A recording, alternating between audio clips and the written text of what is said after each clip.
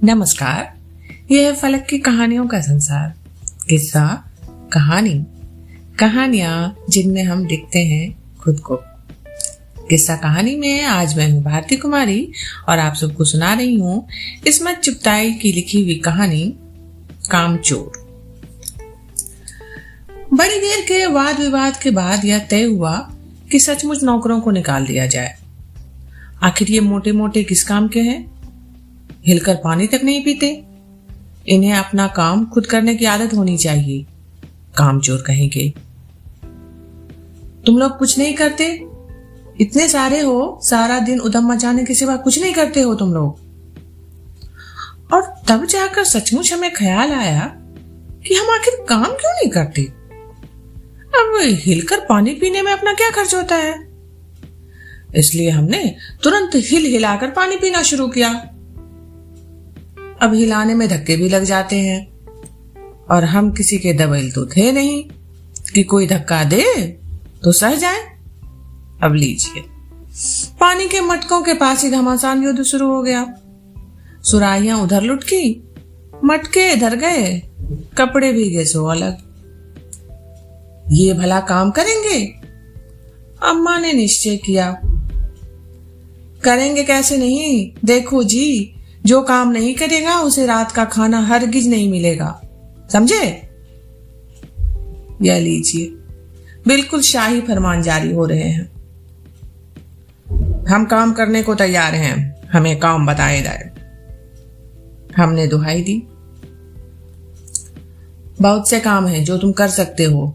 मिसाल के लिए, यह दरी कितनी मैली हो रही है, आंगन में कितना कूड़ा पड़ा है, पेड़ों में पानी देना है। और भाई मुफ्त तो यह काम करवाए नहीं जाएंगे, तुम सबको तनख्वाह भी मिलेगी। अब्बा मियाँ ने कुछ काम बताए और दूसरे कामों का हवाला भी दिया। मालिक को तनख्वाह मिलती है, अगर सब बच्चे मिलकर पानी डाले तो? हे खुदा के लिए नहीं, घर में बाढ़ आ जाएगी, अम्मा ने याचना की। फिर भी तनख्वाह के सपने देखते हुए हम लोग काम करने पर तुल गए। एक दिन फर्शी दरी पर बहुत से बच्चे जुट गए और चारों ओर से कोने पकड़कर झटकना शुरू कर दिया। दो चार ने लकड़ियां लेकर धुआंधार पिटाई शुरू कर दी। सारा घर धूल से अट गया। खांसते खांसते सब बेदम हो गए। सारी धूल जो दरी पर थी, जो फर्श पर थी, सबके सिरों पर जम गई, नाकों और आंखों में घुस गई। बुरा हाल हो गया सबका। हम लोगों को तुरंत आंगन से निकाला गया।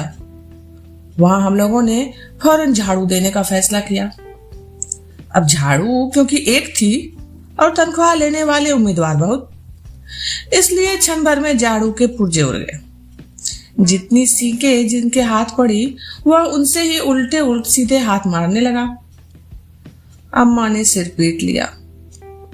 अब भाई ये बुजुर्ग काम करने दें तो इंसान काम करे ना। अब जरा जरा सी बात पर टोकने लगे तो हम कैसे करें काम? असल में झाड़ू देने से पहले जरा सा पानी छिड़क लेना चाहिए। बस यह ख्याल आते ही तुरंत दरी पर पानी छिड़का गया। एक तो वैसे ही धूल से अटी हुई थी, पानी पड़ते ही सारी धूल कीचड़ बन गई। अब सब आंगन से भी निकाले गए तो तय हुआ कि पेड़ों को पानी दे दिया जाए। बस सारे घर की बाल्टियां, लोटे, तसले, भगोने, पतीलियां लूट ली गई। जिन्हें ये चीजें भी ना मिली वो डोंगे, कटोरे और गिलास ही ले भागे। अब सब लोग नल पर टूट पड़े। वहां भी वह घमासान मची कि क्या मजाल जो एक बूंद पानी भी किसी के बर्तन में आ सके। तो समठास, किसी बाल्टी पर पतीला और पतीले पर लोटा, भगोने और डोंगे। पहले तो धक्के चले, फिर कुहनियां और उसके बाद बर्तन। फौरन बड़े भाइयों, बहनों, मामुओं और दमदार मौसियों, फूफियों की कुमुक भेजी गई। फौज मैदान में हथियार फेंक कर पीठ दिखा दी। इस धींगा मुश्ती में कुछ बच्चे कीचड़ में लथपथ हो गए, जिन्हें नहलाकर कपड़े बदलवाने के लिए नौकरों की वर्तमान संख्या काफी नहीं थी। पास के बंगलों से नौकर आए और 4 आना प्रति बच्चा के हिसाब से नहलवाए गए।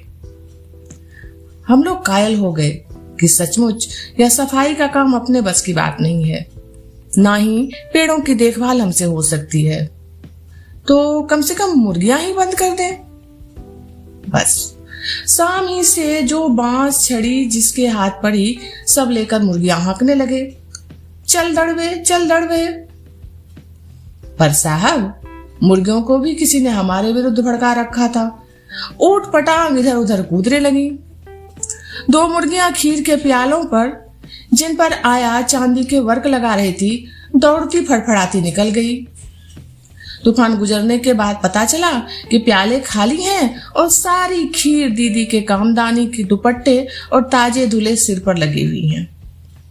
एक बड़ा सा मुर्गा अम्मा के खुले हुए पानदान में कूद पड़ा और कत्थे चूने में लुथड़े हुए पंजे लेकर नानी की सफेद दूध जैसी चादर पर छापे मारता हुआ निकल गया।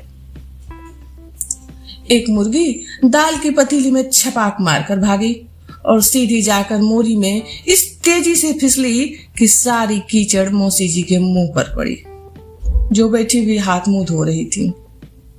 इधर सारी मुर्गियां बेनकेल का ऊंट बनी चारों तरफ दौड़ रही थीं। एक भी दड़बे में जाने को राजी ही ना थी। इधर किसी को सूझी कि जो भेड़ें आई हुई हैं, लगे हाथ उन्हें भी खाना खिला दिया जाए। दिन भर की भूखी भेड़ें दाने का सूप देखकर जो सबकी सब झपटी तो भागकर जाना कठिन हो गया। लस्टम पस्टम तख्तों पर चढ़ गई, पर भेड़ चाल मशहूर है ना। उनकी नजर तो बस दाने के सूप पर जमी हुई थी।